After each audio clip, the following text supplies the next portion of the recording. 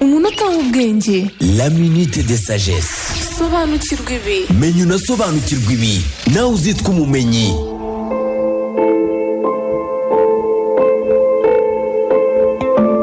Mu gihe abantu hirya no hino ku isi bakomeje gukataza n'iterambere ry'ikoranabuhanga, abandi bashinga inganda z'ibikoresho bya mudasobwa, hari benshi batagira amahirwe yo gutera imbere, ariko kandi hari n'abagira amahirwe yo gutera imbere mu buryo bwihuse. Ibintu bitanu byatumye Apple iba uruganda rukomeye ku isi. Uruganda rwa Apple rwashinzwe mu mwaka w'1976 rutangizwa n'umugabo witwa Steve Jobs afatanyije na Ron Wayne ndetse na Steve Wozniak i California, ari muri Leta Zunze Ubumwe za Amerika. Kuva uruganda rwatangizwa, rwakomeje gukuza izina uko bwije n'uko bukeye, kugeza ubwo kuri ubu rusigaye ari uruganda rukomeye ku isi mu nganda zikora ibikoresho by'ikoranabuhanga. Ushobora kuba wakwibaza icyatumye uru ruganda rutumbagira kugera kuri uru rwego. Icya mbere ni uko kuba Steve Jobs yarabanje gukuza izina rye bwite.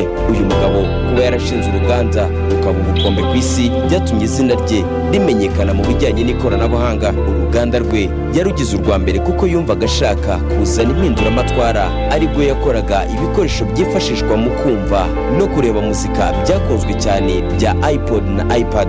Usibye n'ibi ariko izina ry'uyu mugabo ryari ryaramenyekanye na mbere hose mu kuyobora amafilime atandukanye. Rimwe yigeze kwirukanwa uruganda yashinze kubera gushwana n'umwe mu bayobozi, agarurwa igitaraganya kuko bari bamaze kubona ko ntacyo bakora adahari. Akihagera yahise atangiza ubukangurambaga yise Think Different, tekereza bitandukanye, bwamamaje cyane ibikorwa bya Apple binagarura umwete w'abakozi. Ubwo yitabaga Imana mu mwaka w'2011, uwari perezida wa Leta Zunze Ubumwe za Amerika Barack Hussein Obama yaravuze ati, isi buze umuntu w'icyitegererezo.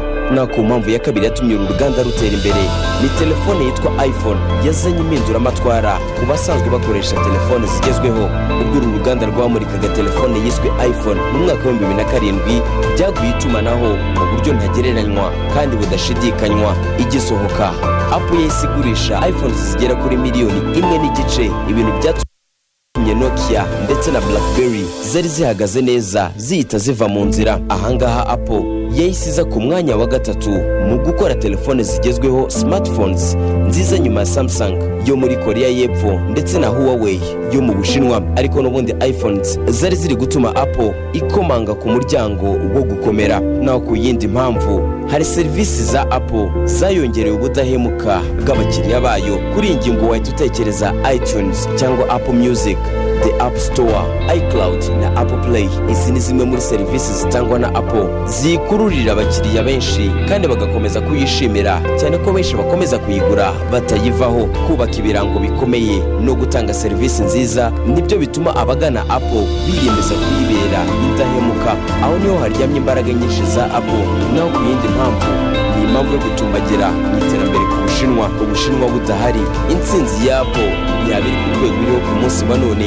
Iki gihugu cy'Ubushinwa gifite igicumbi cyagutse cy'inyungu y'uruganda rwa Apple, by'umwihariko mu gace cyitwa Shenzhen mu majyepfo y'Ubushinwa. Kuva mu mwaka w'2017, inyungu ya Apple ituruka mu Bushinwa igenda yikuba inshuro 2 buri mwaka.